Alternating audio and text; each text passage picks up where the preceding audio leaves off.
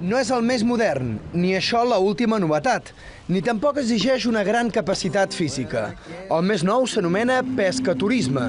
Es tracta d'acompanyar tot el dia a un pescador i viure el seu estil de vida. M'agrada cuinar, una mica això, disfrutar del producte fresc per poder cuinar i sabrejar-ho. El turista també ajuda a classificar la pesca. Avui estan agafant tallarina. Treballen a pocs metres de la platja, prop dels banyistes.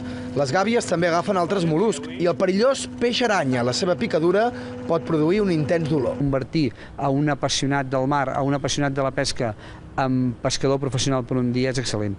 La majoria, turisme d'aquí. La tarifa varia dels 35 als 140 euros, que inclou el dinar. La capacitat és de 3 turistes per embarcació. Jo, a part de lo econòmic, que la gent, veig la gent que disfruta, que sàpiga la gent el que costa cada dia treure tallarina, o el palangre, o la xerxa, o el que sigui, que aprenguin i que gaudeixin i disfrutin del tema. Aconseguir aquest segell pesca turístic ha costat.